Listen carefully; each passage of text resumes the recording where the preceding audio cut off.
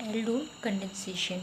When two molecules of aldehydes or ketones containing alpha hydrogen atom on treatment with a dilute base undergo condensation to form beta hydroxyaldehyde or beta hydroxyketone is called aldol condensation. Meaning जब आपके दो molecule या तो वो फिर aldehyde के होने चाहिए या ही कीटोन के होने चाहिए, दोनों में से किसी के भी होने चाहिए जो कि कंटेन करे क्या, अल्फा हाइड्रोजन एटम। ठीक है, मतलब कि उनकी स्ट्रक्चर में अल्फा हाइड्रोजन एटम प्रेजेंट होना चाहिए। ठीक है, जब वो ट्रीटेड किए जाते हैं डाइल्यूट बेस के साथ, जैसे कि हमने NaOH यहाँ पे कंसीडर किया है, राइट। तो वो क्या करते हैं, फॉर्म वो अंडर वो मतलब वो जाते हैं कंडेंसेशन प्रोसेस में जाते हैं और फॉर्म कर देते हैं बीटा हाइड्रोक्सी एल्डिहाइड या फिर बीटा हाइड्रोक्सी कीटोन को। तो जो ये पूरी की पूरी प्रोसेस है इसको क्या कहते हैं, एल्डोल कंडेंसेशन कहते हैं। जैसे हम एग्जांपल से समझते हैं। यहाँ पे एग्जांपल दिया गया है CH3CH double bond O plus H CH2CHO। ठीक है, तो आपके पास यहाँ पे क्या बनता है, इथेनॉल, और इसी को आप क्या कहते हो, एसिटल्डिहाइड भी कहते हो, राइट। जब आपने इसको ट्रीट किया NaOH के साथ तो आपके पास जो एज अ रिज़ल्ट बनता है वो बनता है 3 हाइड्रोक्सी ब्यूटेनल, या फिर आप इसको कहते हो एल्डोल की यहाँ पे आपके पास फॉर्मेशन हो गई है। ठीक है,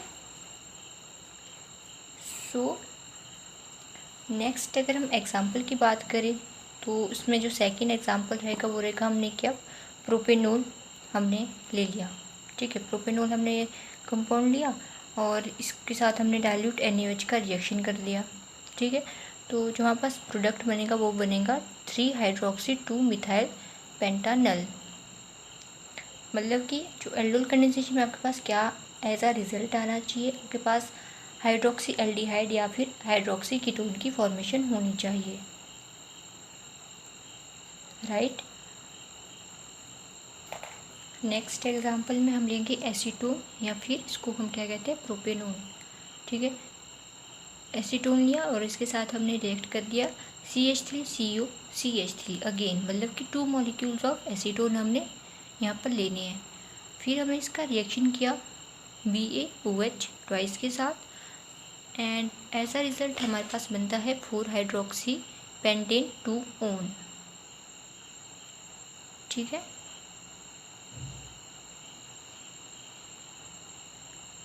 ओके। फिर एल्डोल कंडेंसेशन के ही टाइप में आपके पास आता है क्रॉस एल्डोल कंडेंसेशन, ये इसी का पार्ट होता है एल्डोल कंडेंसेशन का। ठीक है, तो हमने इसको ऐसा किसके साथ लिया है, फॉर्मल्डिहाइड के साथ लिया है। तो हमने इसमें सबसे पहले लेना है एसिटल्डिहाइड और इसका रिएक्शन कर देना है फॉर्मल्डिहाइड के साथ, राइट। इन दोनों में आप देख सकते हो डिफरेंस क्या है, यहाँ पे CH3 होता है, यहाँ पे H होता है ओनली। फिर हमने इसका रिएक्शन किया डाइल्यूट NaOH के प्रेजेंस में, इन दोनों को मिक्स किया तो हमारे पास क्या बनता है product, beta hydroxy propane aldehyde HO CH2CH2C double bond OH। And cross aldol condensation के एग्जांपल में आप ये भी एग्जांपल दे सकते हो, एसीटोन और फॉर्मल्डिहाइड को जब हमने आपस में रिएक्ट करवाया। ठीक है, इन दोनों को हमने आपस में रिएक्ट किया किसकी प्रेजेंस में, डाइल्यूट NaOH के प्रेजेंस में, तो हमारे पास जो प्रोडक्ट बनता है वो बनता है 4 हाइड्रोक्सी ब्यूटेन 2 ओन। ठीक है, 4 हाइड्रोक्सी क्यों बोला कि 4 पोजीशन पे आपके पास क्या लगा है, एक हाइड्रोक्सी ग्रुप लगा है। ठीक है, और सेकेंड पोजीशन में आप देख सकते हो यहाँ पे C double bond own, ketone है ना, तो कीटोन का own 2 own, 4 hydroxy butane 2 own, right. हमने वो रिएक्शन किसके साथ किया था, फॉर्मल्डिहाइड के साथ। ठीक है, क्रॉस एल्डोल कंडेंसेशन का वो एग्जांपल था। अब हम इसका एग्जांपल देखेंगे बेंजल्डिहाइड के साथ। तो बेंजल्डिहाइड आपको पता है ये फार्मूला C6H5CHO, और आप इसको इस तरह से भी रिप्रेजेंट कर सकते हो, कोई दिक्कत नहीं है।